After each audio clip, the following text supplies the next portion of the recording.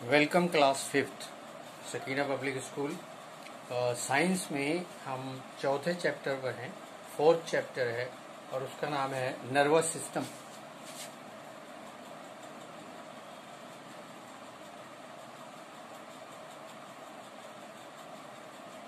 Nervous system में हमने पहले पूरा ब्रेन के बारे में जाना, स्पाइनल कॉर्ड के बारे में जाना, नर्व्स के बारे में जाना, कितनी तरह की नर्व्स होती हैं, sensory nerves, motor nerves, mix nerve, brain के पार्ट्स के बारे में जाना, सेरिब्रम सबसे बड़ा हिस्सा, उसके नीचे सेरिबेलम और उससे जुड़ा हुआ एक एलोंगेटेड पार्ट मेड्यूला ओब्लोंगेटा।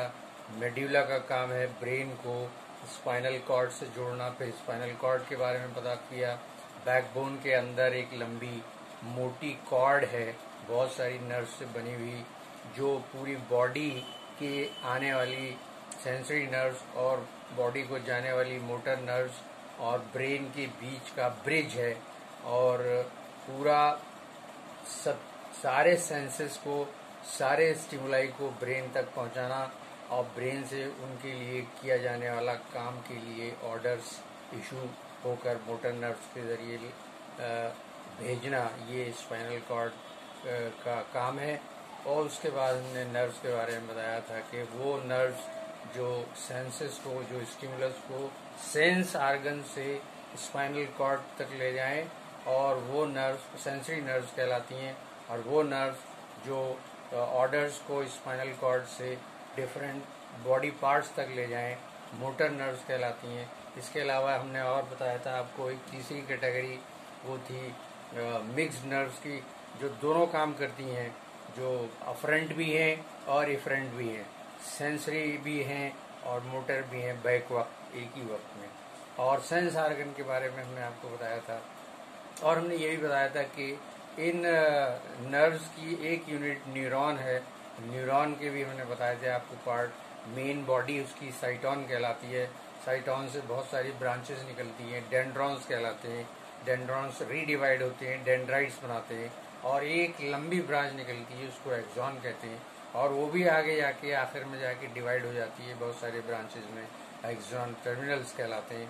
और इस तरह से बहुत सारे न्यूरॉन्स मिलकर एक नर्व बनाते हैं, जो या तो सेंसरी होगी या मोटर होगी या मिक्स्ड होगी बहरहाल। उसके बाद हमने बताया था कि कुछ काम ऐसे होते हैं बॉडी में जो जिसमें ब्रेन हिस्सा नहीं ले पाता, बल्कि उससे पहले ही पूरे हो जाते हैं, क्योंकि उनको जल्दी पूरा होना होता है।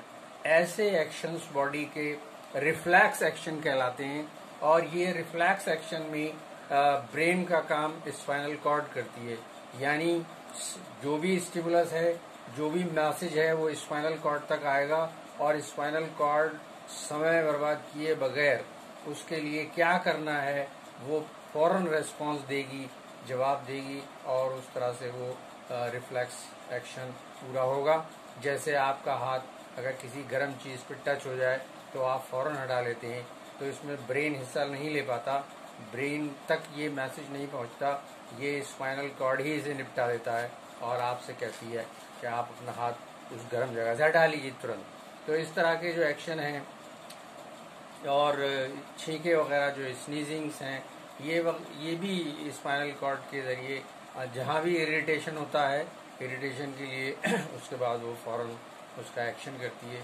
मान लीजिए आपकी नाक में कुछ बैक्टीरिया या कुछ डस्ट घुस रही है, तो फौरन बॉडी के ऐसे आर्गन जैसे डायफ्राम है, लंग्स हैं, इनको ऑर्डर होगा कि तेज़ी से हवा बाहर निकालो, जिसको हम छींक कहते हैं, स्नीजिंग कहते हैं, स्नीज कहते हैं। और वो बहुत तेज़ी से बाहर निकलती है नाक के ज़रिए, ताकि वो जो चीज़ें घुसने की कोशिश कर रही हैं वो निकाल फेंकी जाएं। तो ये रिफ्लेक्स एक्शन हो गया। उसके बाद हमने आपको बताया हमारी बॉडी में 5 सेंस आर्गन्स हैं। हमने आँखों से शुरू किया था, a pair of eyes, a pair of ear, a nose, a tongue, और पूरी बॉडी पर चढ़ी हुई स्किन। ये 5 सेंस ऑर्गन्स हैं। ये ऐसे ऑर्गन्स हैं जो डिफरेंट टाइप के स्टिमुलाई को, सेंसेस को कलेक्ट करके ब्रेन को भेजते हैं, और तब ब्रेन इनके लिए एक्सपीरियंस करता है, प्रोसेस करने के बाद एक्सपीरियंस करता है। ये हमने आपको बताया था। अब उसके बाद हम आएंगे हमने पिछले लेक्चर में आपको बताया था कान के बारे में और थोड़ा सा नोज़ के बारे में बताया था। तो नोज़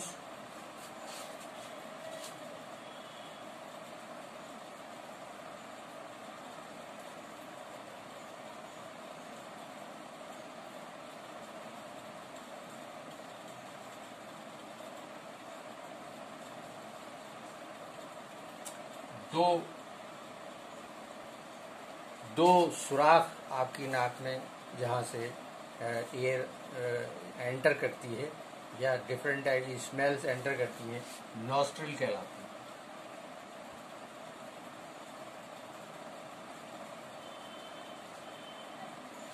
है। नॉस्ट्रिल के पीछे एक कैविटी है अंदर की तरफ, और नेजल कैविटी कहलाती है।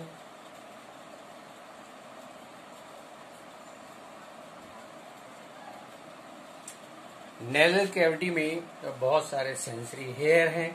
ये सेंसरी हेयर स्मेल को लेते हैं। इसके अलावा अंदर बहुत सारे हेयर हैं और हेयर जो है वो म्यूकस में जुड़े रहते हैं, और कोई अगर डस्ट पार्टिकल या बैक्टीरिया वगैरह कोई जाते हैं तो वो पहले इस म्यूकस के ज़रिए पकड़ लिए जाते हैं, ट्रैप कर लिए जाते हैं, और जो स्मेल है वो आगे बढ़ जाती है। और लेकिन स्मेल के साथ अगर कुछ डस्ट पार्टिकल जा रहे हैं तो they are check there in the nasal cavity, और सिर्फ स्मेल सेंसरी हेयर के ज़रिए नर्व्स को, और नर्व्स के ज़रिए ब्रेन को पहुँचते हैं, तो हमें स्मेल का एहसास होता है। इसके अलावा ब्रीदिंग के लिए जो एयर हम इनहेल करते हैं वो भी नॉस्ट्रिल से होती हुई कैविटी में, नेजल कैविटी में पहुंचती है। हमने इससे पहले बताया था कि नेजल कैविटी में बहुत सारी ट्यूब्स होती हैं जिनके चारों तरफ ब्लड कैपिलरीज रहती हैं। तो एयर को उससे टर्मिनल से गुजरना चाहिए। टर्मिनल से गुजरेगी तो एयर कुछ वार्म अप होती है, और ये वार्म अप होना इसलिए ज़रूरी है that the temperature of the outside of the body is different from that of the temperature of the inside of the lungs. तो दोनों टेम्परेचर को बराबर करने के लिए एयर को थोड़ा गर्म किया जाता है, वार्म किया जाता है टर्मिनल्स में, तो फिर वो लंग्स में पहुंचती है तो किसी तरह का हार्म नहीं पहुंचाती। तो ज़रूरी है कि हम नाक से ही जो है ब्रीथ करें, नोज़ से ही ब्रीथ करें, और एयर जो है हमारी नॉस्ट्रिल और नेजल कैविटी से होती हुई जाए। और इसकी सेफ्टी के लिए ये है कि इसको किसी भी शार्प चीज़ से डालकर इसको साफ नहीं करना है, इसके अंदर उंगलियां डालना, तो खाली ब्लो करना है। ब्लो करेंगे तो इसके अंदर जो भी चीज़ें होंगी वो बाहर आ जाएंगी। इस तरह से इसको साफ कर लेते हैं, और इसमें कोई चीज़ डालेंगे तो आप तकलीफ में आ जाएंगे। उसके बाद है टंग।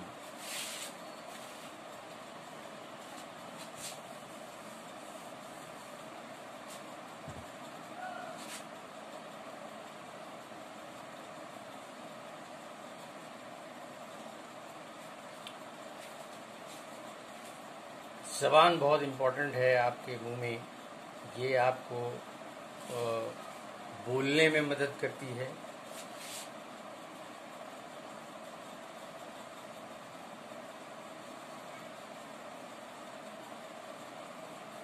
निगलने में मदद करती है, और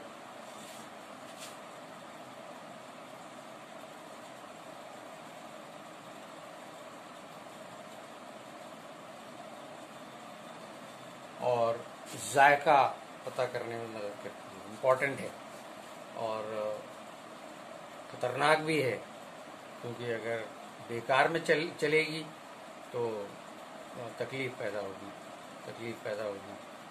तो पहला काम इसका जो है वो बोलने में बड़ी मदद करती है। आप बगैर ज़बान चलाए बोल नहीं सकते। चीज़ों को निगलने में बड़ी मदद करती है। तो चीज़ें आप स्वेलो भी नहीं कर सकते if you are not having tongue. और सबसे ख़ास बात है इसका identification of different type of taste, जायके, मज़े को ये आइडेंटिफाई करती है। और उसमें शामिल है मिठास, उसमें नमकीनियत, उसमें कड़वाहट, ये सारे टेस्ट, कड़वा टेस्ट, नमकीन टेस्ट, मीठा और खट्टा, सावर टेस्ट। तो ये 4 टेस्ट को आइडेंटिफाई करने के लिए इस छोटी सी ज़बान पर बहुत सारी टेस्ट बड्स होती हैं।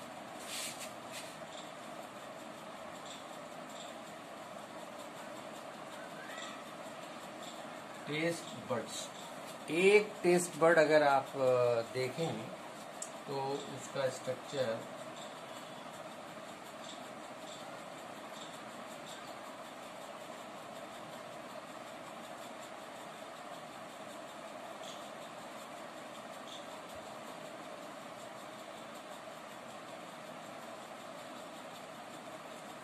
बीच में ये तो नर्व है, ये सेंसरी हेयर है और ये टेस्ट बड है।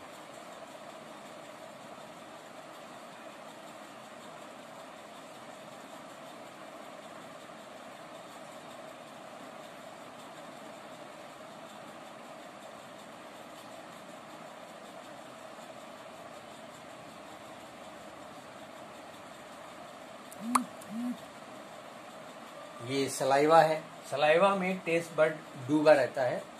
जब कोई चीज़ हम मुंह में रखते हैं तो first of all it has to be dissolved in mucus saliva.